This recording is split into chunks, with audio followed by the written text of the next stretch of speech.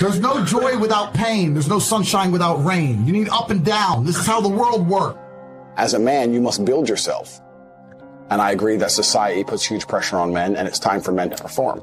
As a man, you either perform or you don't. There's no safety net. The men who say, I can't feel like it, cannot compete with the men who do not say that.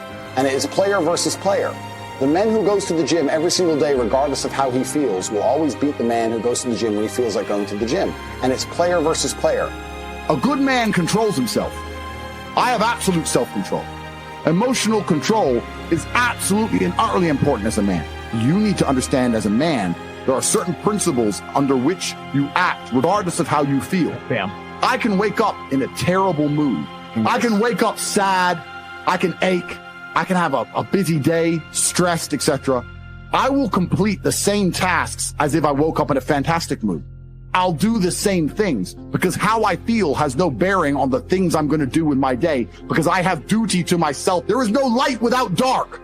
You will not appreciate your six-pack unless you didn't have one and you had to earn it.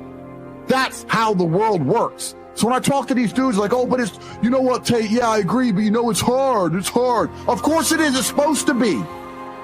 And if you're not cut out for it, then often live a normal existence and die.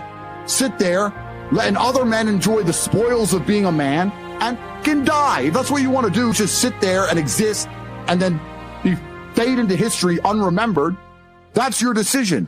If you want to level up your character, then you need to get out here and do it. You need to be around brave men. You need to get some balls. You need to get your network together. You need to be paying attention, listen to the truth, humble yourself, stop sitting there with an ego. That's the game. But I made myself this way. I wasn't born this way. I absolutely and utterly made myself this way. And any single one of you men out here can do the same thing. I was always looking for, I wouldn't say happiness or contentment, but I was always looking to try and break out of the 9 to 5, just the normal monotony of day-to-day life. I think that men have a very unique life path, and it's very difficult to try and achieve status as a man. It's not easy to stand out from the crowd. And even what women expect of an important man, you need to be smart, charismatic, intelligent, strong, have a nice car, nice apartment, good network, good friends. You need to be able to handle stress. You need to be competent. There's so many things you need to be able to do. It's difficult for a young man to even have all these things. You need to start leveling up your mentality, your spirituality. You need to level up your ability, physicality. There's so many different ways you can level up, like a video game character, right? Once you have all the unlimited money, you can then start ticking all the stats boxes. Knowledge. Well, when guys say to me, okay, well, how do I make women respect me? Well, so how do you respect yourself? That's the first thing. No one's going to respect you if you don't respect yourself. Do other men respect you? Like, how do you act in a way that commands respect from anybody? I say, look, if you focus on yourself and make yourself being who you are, being a high-value male, women will detect it and it won't be so difficult for you.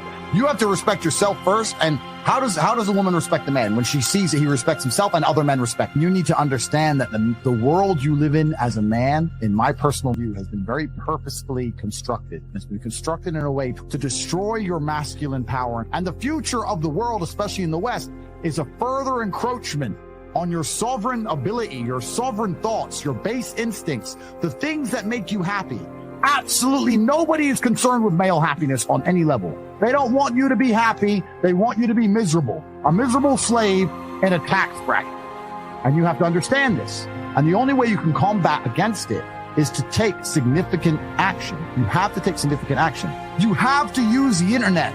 It's the tool they're using. The internet is the tool they're using to brainwash the masses. You need to combat it and use their own tool against them to seek out the kind of information, knowledge, and friends that you need to have around you. You are going to be the sum of the 5 people you spend the most time with. So that, if everyone understands that, as an intelligent person, you're going to be extremely careful and you're going to curate heavily the 5 people you hang around with. So you need to be aware of what's happening around you, and you need to curate for yourself a social network of people who understand that and are doing their best to combat that. That is the most basic imperative of the masculine frame, which has been destroyed in real time. They are trying to convince you that you should act how you feel. You should show more of your feelings. If you feel this way, you should show it. If you want to cry, cry. Look, I have no problem with guys crying. What I'm saying is the reason they're trying to bring out emotionality in you is most of the time you don't feel like doing the things you're supposed to do. But the true masculine frame throughout history was doing the things they didn't want to do, but they knew they had to do because they had honor and duty. When you remove self-control from men, not only do you get emasculated weak men, but what you also get is very dangerous men. There are actually far less genuinely high-value men than there are pretty girls. You can go to any club in any country in the world. I've been to 72 countries. You can go to any club in any country in the world and see pretty girls. If you're going to find a young, in shape, smart, tall, intelligent, rich man, it's extremely difficult to find. And that man has options. He has more options than a beautiful girl. And I'll tell you something. There's always been a large proportion of men in the world who made the choice to stay where they are. And life for them wasn't that bad. But as we reach the future and as time goes on, you're going to notice now that the people who don't chase having a masculine network, if they're not going to be excellent upon themselves and they're not going to be plugged into a serious circle of achievers, their life's going to become terrible. You could just be a normal dude and your life really wasn't that bad. But now we live in a situation where you just can't just be a normal dude anymore. Being a normal dude is no longer an option. So as a man, you have to be doing something to try and improve your status. There's also different ways to do it, right? But if you're a man with truly no status in society, now it's hard. Yeah. It's really hard. So you have to understand that as a man, you got to gear your life in a certain way. One of the easiest ways to get status is who you know, right? A lot of it's networking, and if you know the right people, you can get some status, at least off of them, to some degree. Every single man on earth with enough work can become one. That's the counter side, right? So there is hope at the end of the tunnel, but you got to get up and do it. You know what I truly think a high-value man is? Okay, it's a few things, right? So there's the obvious evolutionary triggers. The easiest way to be a high-value man is a man who's capable of violence. If you look at it from a biological trigger, it doesn't matter if he's got muscles or he's big or he's tall or whatever.